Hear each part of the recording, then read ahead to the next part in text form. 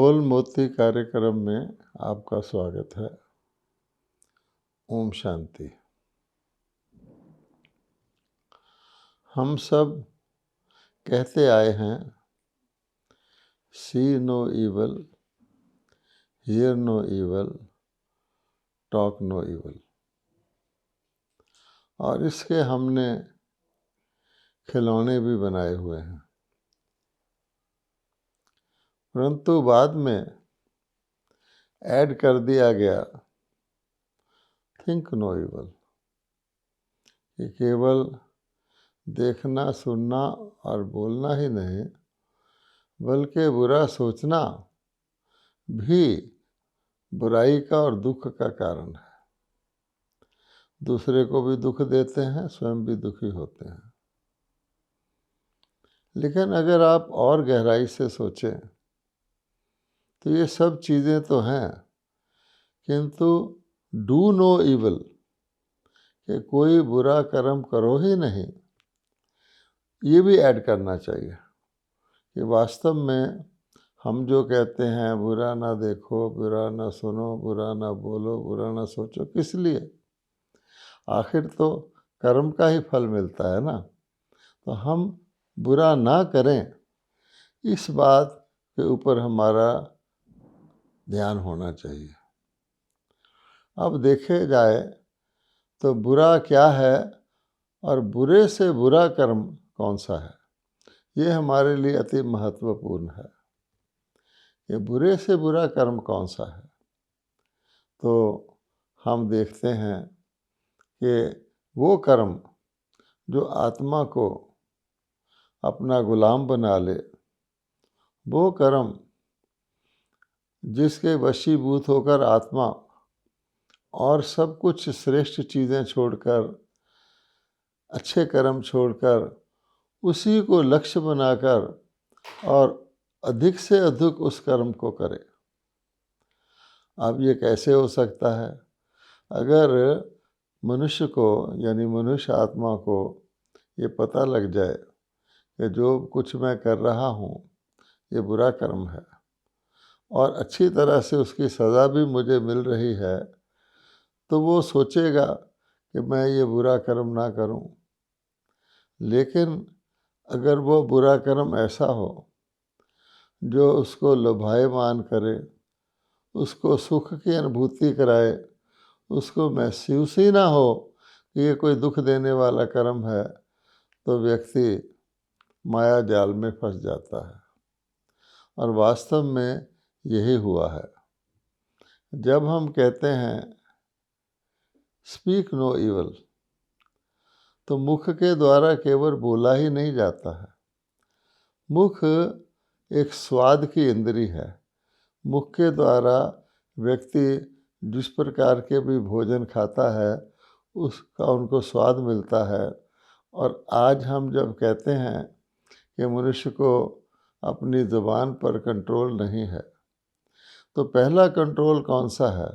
बोलने का कंट्रोल तो बाद में आता है, लेकिन उस बोलने के कंट्रोल का आधार क्या है कि क्या मनुष्य को अपनी ज़ुबान पर, जिसको कहा जाता है कि रसीले भोजन खाने पर और हर प्रकार के व्यंजनों को खाने में ही और उनकी खाने की चेष्टा और उनकी अपेक्षा करने में ही उसका जीवन व्यस्त हो जाता है। कहावत भी है कि are you living to eat और ईटिंग टू लिव? क्या आप खाने के लिए तो जीवन नहीं बिता रहे कि मेरे जीवन का लक्ष्य अच्छे अच्छे व्यंजन खाना है और अच्छे अच्छे व्यंजन खाने के लिए अपने शरीर को हर प्रकार से तैयार रखना है, तंदुरुस्त रखना है, आदि आदि। चाहे मैं दवाइयाँ भी खाता रहूं, इंसुलिन भी लगाता रहूं और अच्छे अच्छे व्यंजन भी खाता रहूं। तो जिसको अपने इस भोग, जीव द्वारा भोग के ऊपर कंट्रोल नहीं है, उसको अपनी ज़ुबान पर बोल के द्वारा भी कंट्रोल नहीं हो सकता। उसका सारा ध्यान खाने पीने इसी में ही लगा रहता है। इसी को भी मौज करना समझता है। कह भी देते हैं खाओ पियो मौज करो। अर्थात जीवन का लक्ष्य ये है। इसी प्रकार से आँखों की इंद्री है। अब आँखों की इंद्री से हम ये तो बोल देते हैं कि बुरा ना देखो, लेकिन आँखें सिर्फ इम्पोर्ट नहीं करती हैं, आँखें एक्सपोर्ट भी करती हैं। आँखों के द्वारा भी बुरा कर्म होता है और सब जानते हैं कि आँखों के द्वारा बुरा कर्म बुरी नज़र को कहा जाता है। आज सारे देश हमारा किस बात से पीड़ित है? बुरी नज़र से। हम ट्रक के पीछे लिख देते हैं, बुरी नज़र वाले तेरा मुंह काला। लेकिन अगर देखा जाए तो आज मनुष्यों की इतनी बुरी नज़र हो चुकी है कि आगे हम कहते थे कोई बुरी नज़र वाला कोई होता था तो उसको काला मुंह करके गधे पर चढ़ा के सारे गांव में घुमाते थे। परंतु अब तो बुरी नज़र इतनी फैल गई है कि अगर सारा काला पेंट दुनिया का इंपोर्ट कर लिया जाए तो भी काफ़ी नहीं होगा। अब आप जानते हैं कि बुरी नज़र किसको कहते हैं, और आज बुरी नज़र से सारे भारत की सभी महिलाएं, हम सब की सभी बहू बेटियां बहनें, यहाँ तक के ग्रैंड मदर्स भी उस हवस का शिकार हो जाती है। अब ये बुरी नज़र रखना ये इस इंद्री के द्वारा ये बहुत बड़ा पाप है। हम जानते हैं इसको क्रिमिनल असॉल्ट लॉ में कहा गया है कि ये मुजरमाना हरकत है। इस प्रकार के बुरी नज़र के द्वारा जो दुष्कर्म किए जाते हैं, और वैसे भी देखा जाता है किसी समाज को हम कहते हैं सिविलाइज्ड। तो सिविलाइज्ड व्यक्ति कोई अच्छे दर्जी के बने हुए कपड़ों से नहीं होता, जैसे विवेकानंद जी ने भी कहा था, चरित्र से होता है। तो आज जब हम सिविलाइज की बजाय क्रिमिनल आइज हो जाएं, हमारी आंखें मुजरमाना हो जाएं सारे समाज की, तो क्या हाल होगा वो हम देख ही रहे हैं। इसके बाद एक और इंद्री शरीर की है जिसका मेंशन प्राय नहीं किया जाता, लेकिन भगवत गीता में उसके बहुत ज़्यादा उसकी ओर ध्यान दिलवाया गया है, और वो है काम विकार। अब भगवान ने भगवत गीता में कहा है कि काम विकार महाशत्रु है। वैसे तो हमारे सभी विकार शत्रु हैं, लेकिन सबसे पहला मेंशन और सबसे पहला जोर भगवान ने काम विकार पर दिया है। काम विकार महाशत्रु है, काम विकार नरक का द्वार है, और काम विकार से ही क्रोध विकार की उत्पत्ति होती है। और जब काम और क्रोध मिल जाते हैं तो बुद्धि नष्ट भ्रष्ट हो जाती है, जिससे सर्वनाश हो जाता है। अर्थात चरित्र का पतन सीमा अति तक पहुंच जाता है। और आज के मनुष्य काम विकार, काम भोग को ही, काम वासना को ही अपने जीवन का लक्ष्य समझते हैं। वो ये समझते हैं कि सबसे ज़्यादा सुख अगर हमको कहीं संसार में किसी प्रकार से भी मिल सकता है तो काम विकार के द्वारा मिल सकता है। अब देखिए कितना विरोधाभास है कि भगवान कह रहे हैं काम विकार नरक का द्वार है, क्रोध का जनने वाला है और जीवन को बिल्कुल ही दुखी बनाने वाला है। लेकिन आज का मानव यही समझता है। अगर आप भगवत गीता का 16वां अध्याय पढ़ें तो उसमें कहा गया है कि दो ही प्रकार के संपदा या सोसाइटी इस दुनिया के इतिहास में होते हैं। एक होते हैं दैवी संपदा और एक होते हैं आसुरी संपदा। जब दैवी संपदा होते हैं तो आसुरी संपदा नहीं होते, और जब आसुरी संपदा होते हैं तो दैवी संपदा नहीं होते। और आसुरी संपदा के लक्षण जो बताए गए हैं भगवत गीता में वो यही है कि आसुरी संपदा के लोग काम भोग को ही जीवन का सबसे बड़ा लक्ष्य और सबसे बड़ा सुख मानते हैं, और इस काम भोग के लिए ही वो सारे ही हर प्रकार के गलत कर्म करने को तैयार हो जाते हैं, काम भोग के लिए ही जीना चाहते हैं और काम भोग के लिए ही मरना नहीं चाहते हैं। अब आप बताइए कि ये काम विकार सुख क्या सुख देने वाला है? और इसको लोग सारे के सारे लोग अति इंद्रिय सुख अपने जीवन के सबसे बड़े सुख मानने लग गए हैं। और यहाँ तक हो गया है कि काम विकार ने मानवता को इतना अपने शिकंजे में कर लिया है, इतना अपने शिकंजे में कर लिया है कि आज मनुष्य की संतान उत्पत्ति ही काम विकार के बगैर नहीं हो सकती। और इतना काम विकार का सारे समाज में बोलबाला है। हम सब जानते हैं कि सारे लोग जिस जिस भी प्रकार की कोई चीज़ चाहते हैं, कोई मनोरंजन चाहते हैं, किसी भी चीज़ में उसमें काम विकार होना चाहिए। तो जो आज का व्यावसायिक समाज है, वर्ग है, वो काम विकार के द्वारा ही अपनी चीज़ें बेचता है, काम विकार के द्वारा ही मनोरंजन की कथाएं बनाता है। हम सब ये बात जानते हैं। लेकिन कहा जाता है if character is lost everything is lost. तो करेक्टर के पतन का मुख्य कारण काम विकार ही है, क्योंकि जो व्यक्ति काम विकार के कारण से समाज में विषमता पैदा करता है, नुकसान करता है, उसके लिए यही कहा जाता है कि ये चरित्रहीन है। तो चरित्र का पहला लक्ष्य, पहला जो मूल का स्टेप है वो काम विकार है। और देवताएं पूजे जाते हैं क्योंकि वो पावन थे, काम विकार नहीं थे, संपूर्ण निर्विकारी थे। और आज के मनुष्य पुजारी बने हुए हैं, पतित बने हुए हैं, क्योंकि वो काम विकार के वश में हैं। तो आप सोचिए कि क्या आज के मानव को ये बात जब कही जाती है, जब गीता वो पढ़ता है तो उसको जल्दी जल्दी पढ़ के कुछ और अर्थ निकाल देता है। और गीता शास्त्र के ऊपर जो लोग भी टीका टिप्पणियाँ करते हैं, बल्कि गीता शास्त्र में ही क्या लिख दिया गया है कि काम का अर्थ कामनाएं हैं। जो हमारे अंदर डिज़ायर्स पैदा होती हैं वही काम विकार है। और कामनाओं को घटाओ। लेकिन वास्तव में जो ठोस बात है कि भगवान ने तो कामनाओं के लिए नहीं कहा, काम विकार के लिए कहा है। काम महाशत्रु है, ये सब दुखों का कारण है। इसका कोई सबूत है? आज किसी से बात करो तो वो पूछता है इसका कोई सबूत है, क्योंकि उसको सारों ओर नज़र दौड़ाने से कोई काम विकार से मुक्त प्राणी ही नहीं मिलता।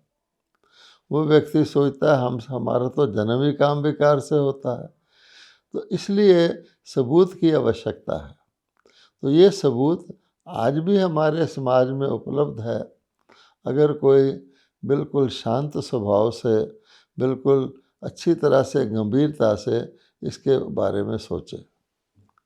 पहली बात यह है कि क्या वजह है कि हमारे देश में आज भी कुमारी कन्या का जो अभी काम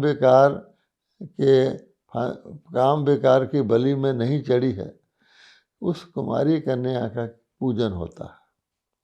आप देखेंगे कि कुमारी कन्या का बकायदा विशेष दिन रख के पूजन किया जाता है।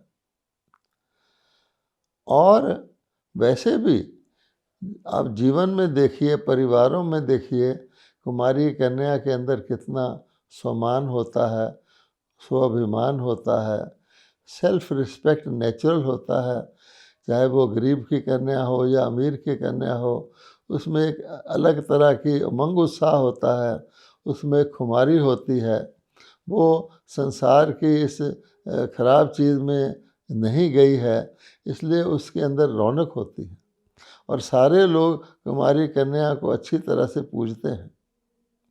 अच्छा, उसके बाद क्या होता है कि वही कुमारी कन्या जिसके लोग पूजते हैं, जब वो शादी कर लेती है, अर्थात जब वो काम विकार में चली जाती है, उसके बाद क्या होता है कि वही कन्या घूंघट निकाल के, चेहरा ढक के सबके पाँव को हाथ लगाती फिरती है।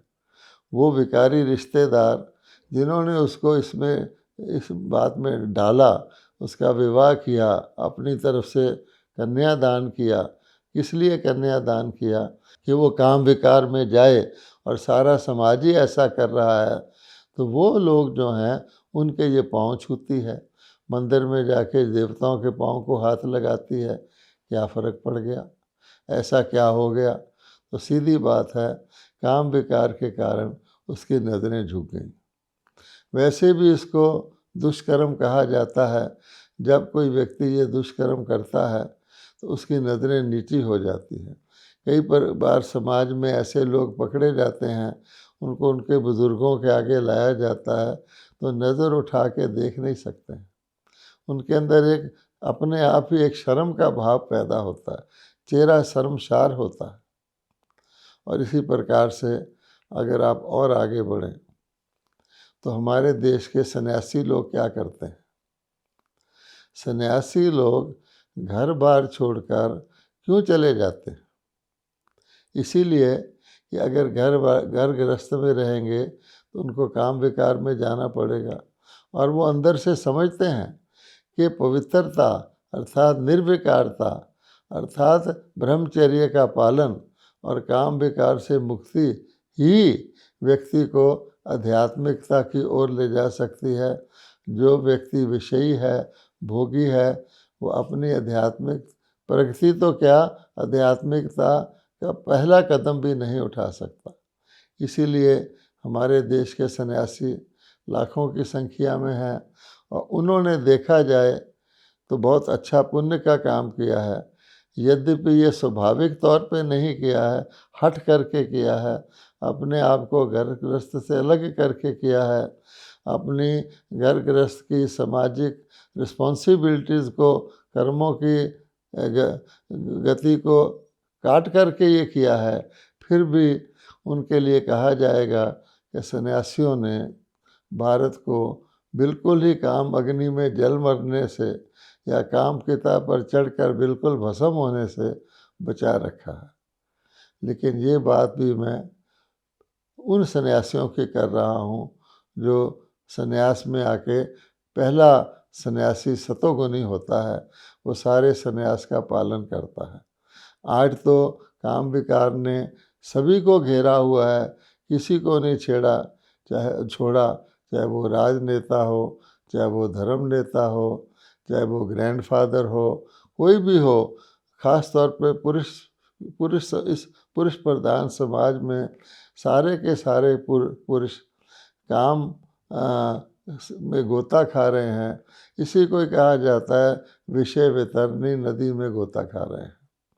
और कोई भी व्यक्ति अगर कोई भी अच्छा काम करता है, आप देखेंगे किसी को स्पोर्ट्स के अंदर, खेलों के अंदर बहुत ज़्यादा आगे बढ़ना है तो पहला काम क्या करता है? ब्रह्मचर्य का पालन करता है। स्टूडेंट्स के लिए भी कहा जाता है कि जब तुमको अपने पढ़ाई में अपना ध्यान देना है तो ब्रह्मचर्य का पालन करो।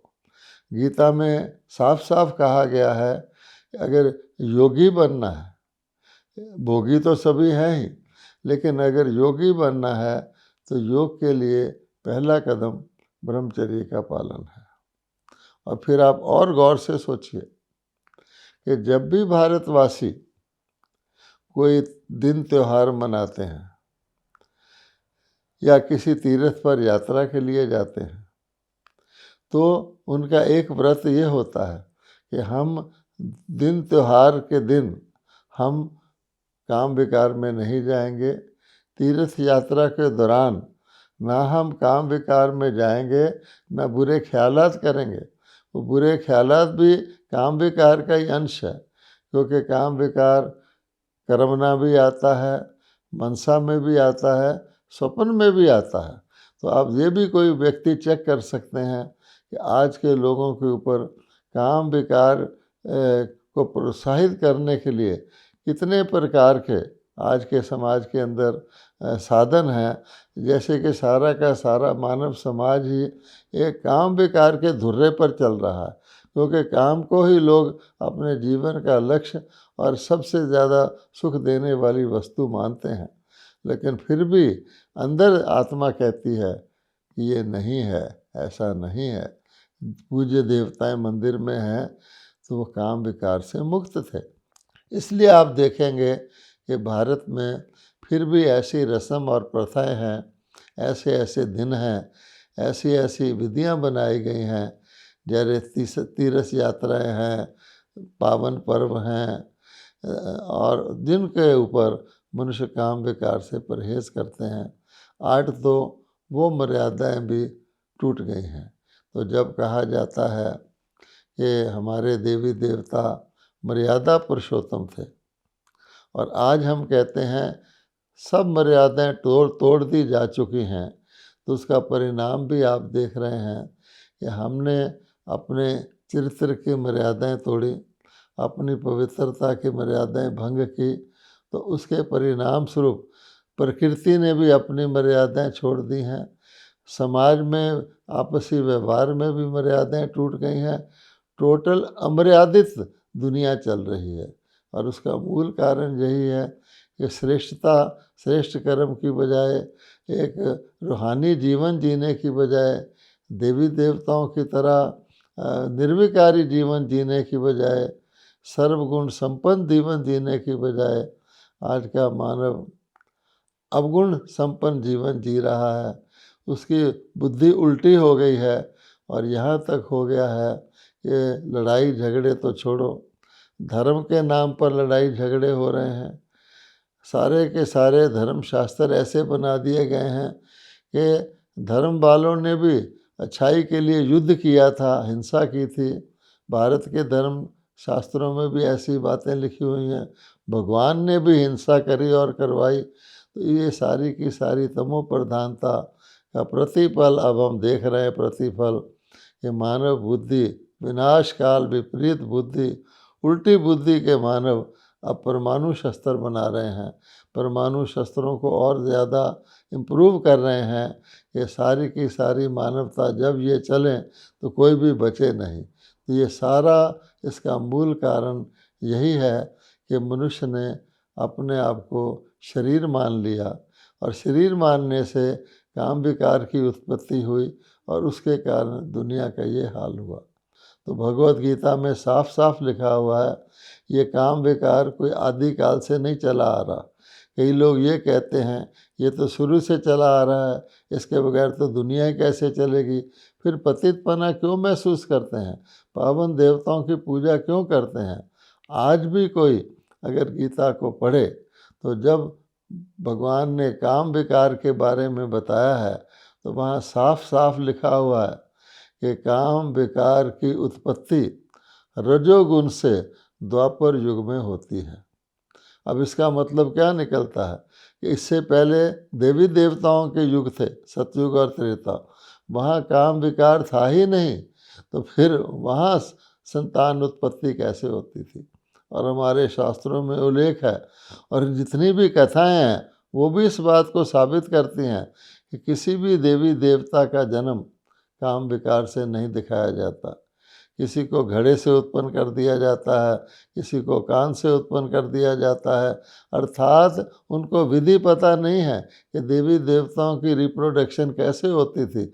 लेकिन ये स्पष्ट है कि काम विकार नहीं था। इसलिए हम सबको सोचना चाहिए, अगर हमने श्रेष्ठ जीवन जीना है, श्रेष्ठ कर्म करने हैं, आँखों के द्वारा श्रेष्ठ देखना है, मुख के द्वारा श्रेष्ठ बोलना है, समाज में श्रेष्ठता लानी है, तो हमें इस काम विकार को त्याजना होगा। और उसके लिए ब्रह्मा कुमारी के द्वारा परमात्मा शिव राजयोग सिखा रहे हैं। ओम शांति।